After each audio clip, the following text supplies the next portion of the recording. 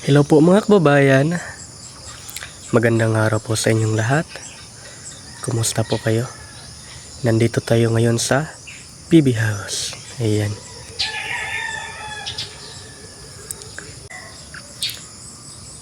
Bago po ang lahat ay gusto ko lang pong magpasalamat sa inyong lahat mga kababayan, sa inyong walang sawang suporta po sa aking channel.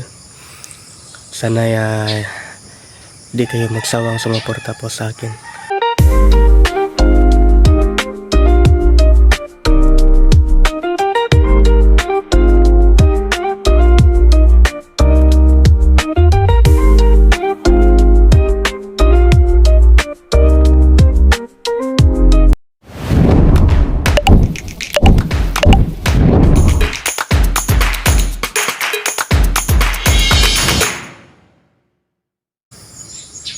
May ikukwento lang ako mga kababayan. Kagabi kasi nagpamanihan po si Sir Paul, Sir Pugong Biyahero sa amin dito.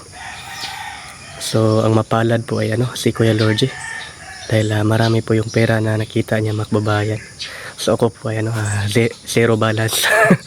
Yan po, wala tayong nakuha. Pero masaya naman po dahil po kami, nag-uunahan po kami kung sino unang makakita ng pera. Yan po. So si Kuya Lorgy po yung pinalat kagabi. Ayan, dahil marami siyang nakuha ang pera. At saka yung mga kasamahan ko dito, yung pamilya ni Sir Paul, masaya naman kami dito kagabi. Nakipag-banding ako sa kanila mga kababayan, nakikisabay ako sa kanila. Hindi na ako nahiya. Wala nahiya. Pero may kunting naiilang pa ako sa kanila mga kababayan, pero pinipilit ko yung sarili ko na wag maya sa kanila. Yun po, dahil sabi po nila na wag daw mahiya. Yan. So pinipilit ko yung sarili ko na wag maya sa kanila. At wag mailang na makipaghalubilo, makipagbandingin po. Dito kagabi, dito sa may Badyang, may pera daw dito pero hindi namin nahanap. 500 pa naman yun. Mga kababayan, 500 dito daw sa may ng Badyang. Parang dito ata nilagay ni Sir Paul, pero wala na kaming nakita dahil umulan. At kahapon mga kababayan, nung umaga ay po ako dito, nagwalis po ako dito, baka nawalis ko na yun at nasunog na. So yan po. Tapos dito sa may mangga, dito may nilagay din na pera dito. So ayan. At dun sa diyan sa may ng bahay mga kababayan, dito harapan ng bahay, may nilagay din na pera diyan sa may ng bulaklak. Dito pakita ko sa inyo.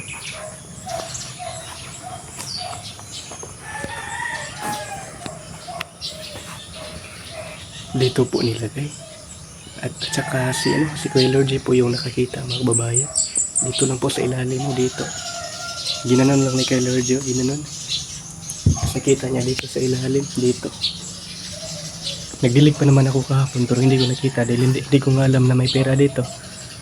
Nabigla ko kagabi na sabi na nagpamanihan si Sir Paul, kaya agad-agad akong naghanap ng pera pero wala akong nahanap.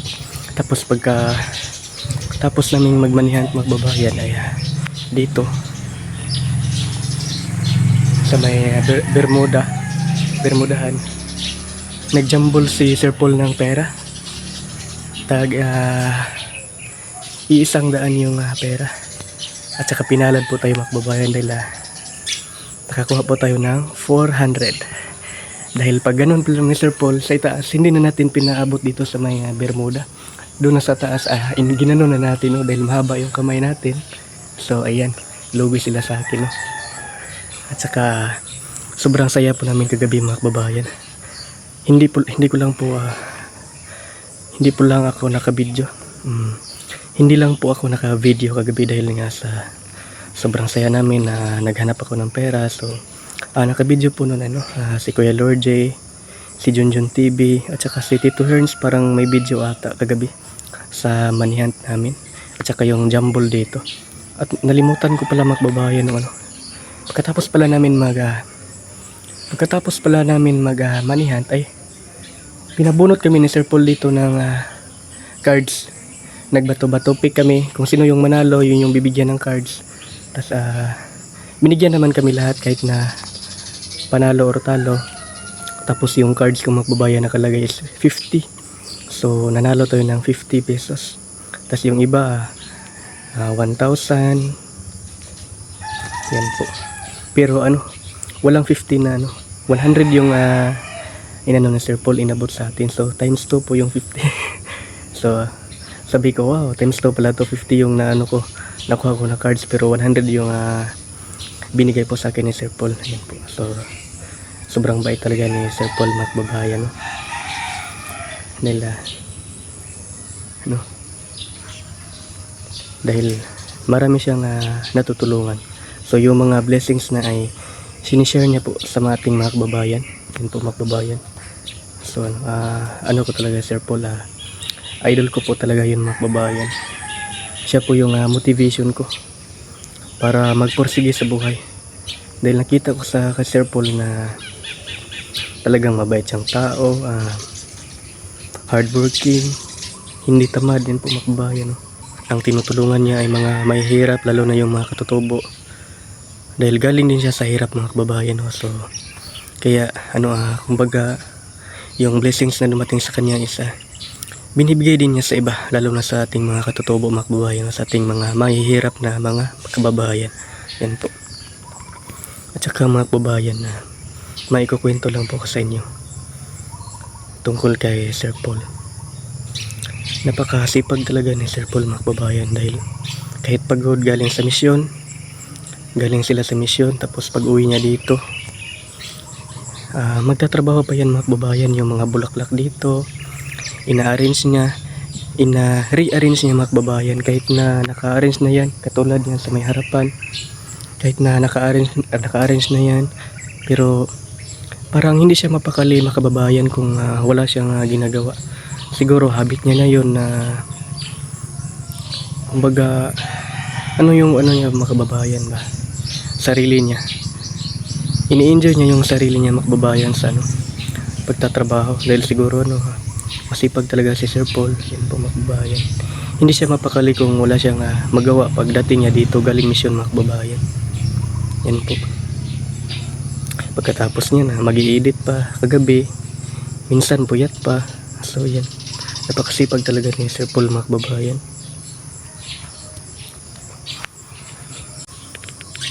May lang ako, mga kababayan, tungkol sa pamilya ni Sir Paul. Talagang napakabait po nila, mga kababayan. First time ko po silang na-meet. Nung una medyo nag-aalangan ako na makigano sa kanila, pero nung bumalik ako dito galing sa amin, mga kababayan, tinatry ko na makipag-halubilo sa kanila, at napakabait po nila, mga kababayan. Kami, may mga kunting usapan about sa life ko, life ni Junjun. Yan po, no? At saka, mga kababayan, kagabi in-interview kami ni Kyle RJ, ni Mami PB, kaming dalawa ni Junjun. At yung interview na yun, mga kababayan, ay makikita nyo po sa upload po sa YouTube channel ni Mami PB, mga kababayan.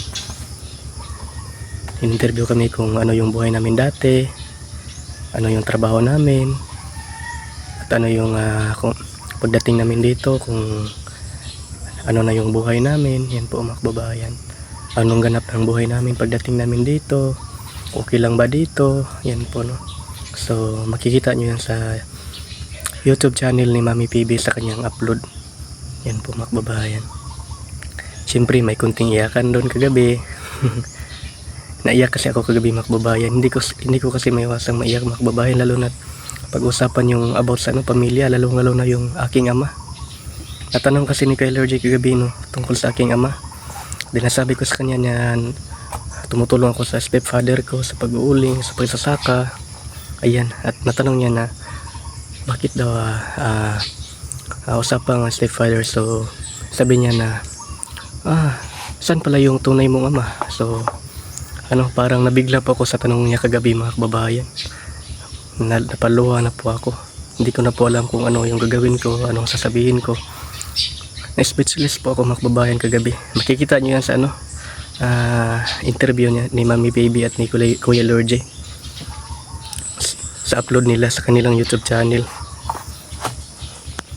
Yan po mga kababayan. Kung ano daw, ilang taon ako nung nawala yung aking ama. Yan po, no? So napaluhan na ako, no? Hindi ko talaga maiwasan mapaluha mga kababayan. So farted talaga ako.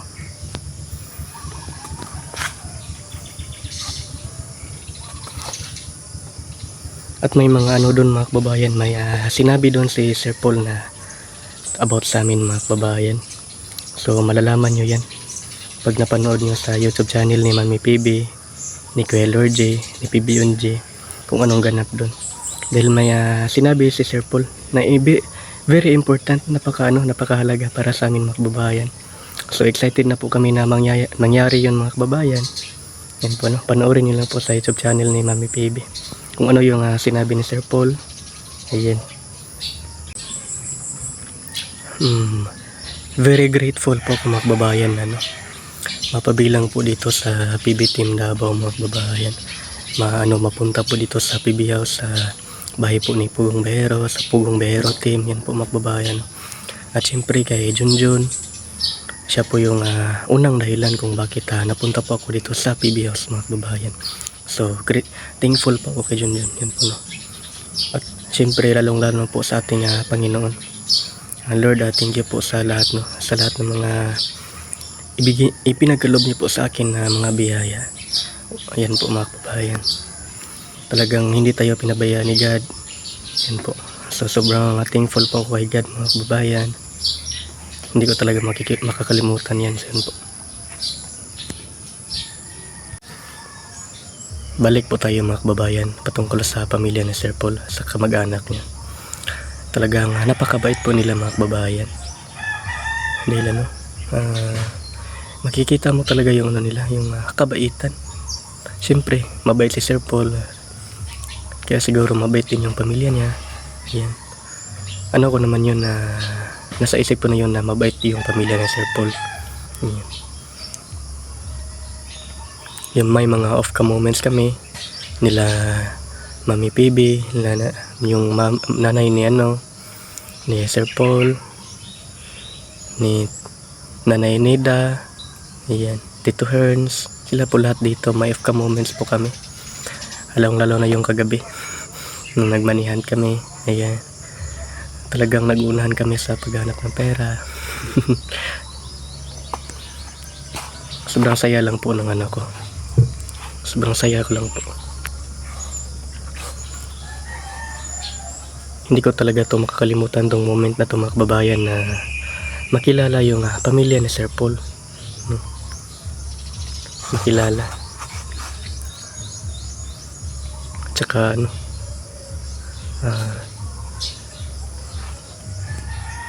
talagang masasabi mo na, wow,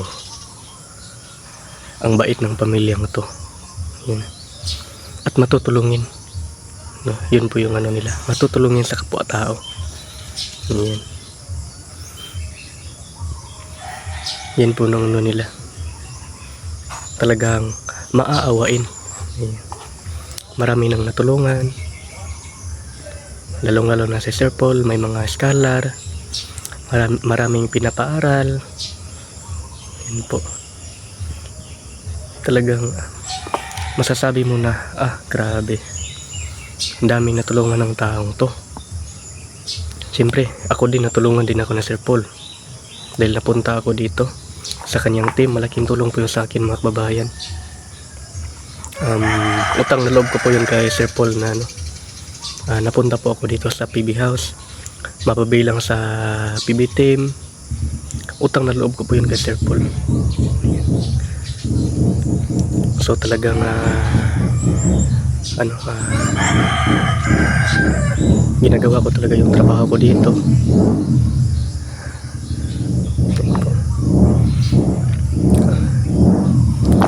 Tulad ng paglilinis, pag sa farm, sa PB farm, sa bahay.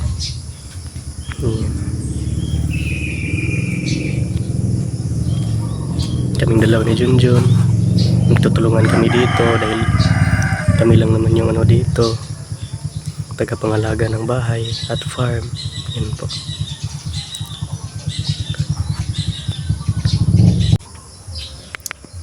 At may isa talagang salita na tumatak sa aking isipan, mga kababayan. Yung sinabi niyo po na humble. Yun po yung pinaka-importante, mga kababayan. Yung pagiging humble. Pagiging nasa baba, mga kababayan.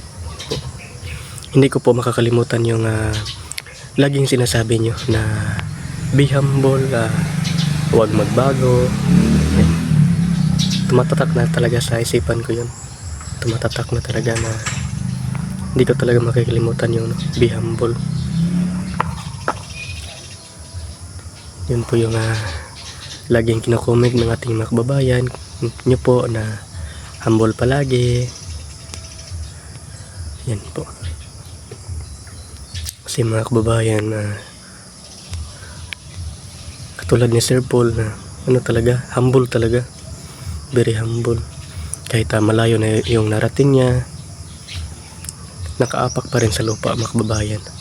Humble pa rin, hindi mapagmayabang.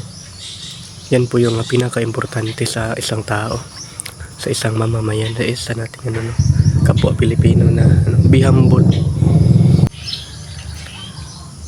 Hanggang dito na lang po yung ko, mga kababayan. Yung kwento ko ngayon, yung vlog ko. Sana suportahan nyo lahat ng PB team, lalong lalo na po sa akin, yung YouTube channel ko. Sana di kayo magsawang sumuporta sa akin, siyempre sa lahat ng PB team. So yun po, maraming salamat po sa inyo, at saka kay God maraming salamat po, Lord. Yan po.